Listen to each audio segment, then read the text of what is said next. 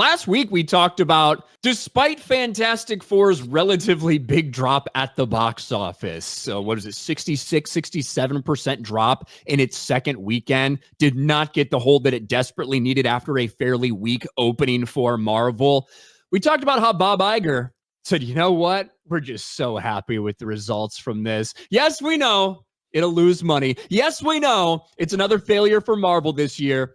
But we successfully launched this franchise. We are so happy and stunned and thrilled and can't wait to see how far it can go at the box office.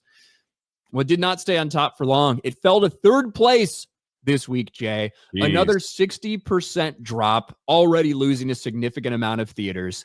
And the Fantastic Four First Steps, despite opening significantly higher than, Brave New World or Thunderbolts or whatever, this third weekend is actually less than Thunderbolts' third weekend at the box office. Thunderbolts pulled in $16.6 million on its third weekend.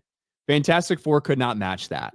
Now, I do think there's a lot more competition out there right now and things that people can go to than there was when Thunderbolts was in theaters specifically.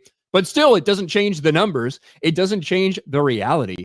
And it is another massive, massive drop for them.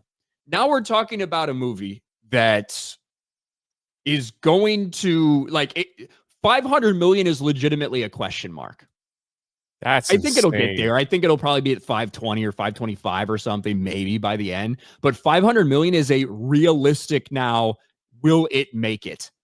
And there is no guarantee at all, especially with how quickly this thing has fallen off. It will struggle to get to 500 million. That's insane, man. That is Pedro Pascal fatigue, Marvel fatigue, whatever you want to call it. Bad movie, bad writing. We have lost interest. We have walked away. Marvel quickly slipping into Star Wars territory, possibly, where it's just no one gives a crap about so much that I don't even want to talk about it on a YouTube channel anymore. That's crazy bad.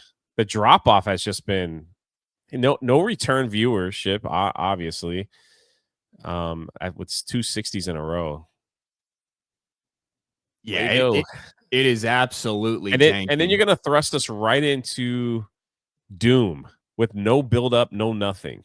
You're just going to just throw it out there. Like, we got to do something. So let's just put Doom in there and bring in a bunch of heroes and see what happens with Robert Downey Jr. leading the charge. That is... I even have doubts on that film, man. Even though it's going to have a star-studded cast, it's like, I don't know, man. It's just impossible not to have doubts with the returns that they've had. Yeah. Right?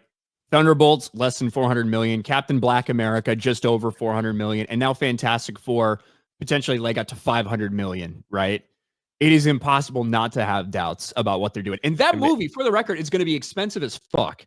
Yeah. It is going to be by far the most expensive movie that Marvel has ever done. We're talking about, I'm not even fucking around when I say the idea of it being a $500 million production budget before all the incentives from filming in the UK get taken out.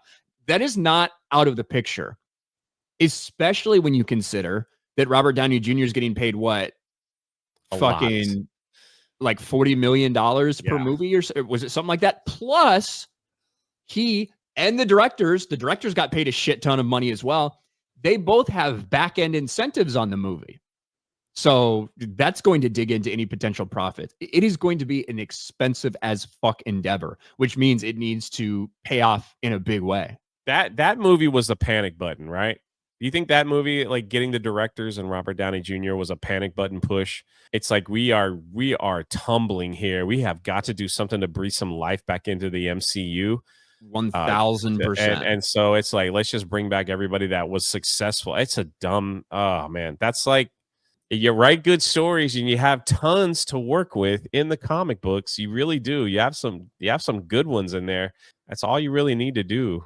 But honestly, now when stuff has fallen bad, you need to take a huge pause, just a huge stop.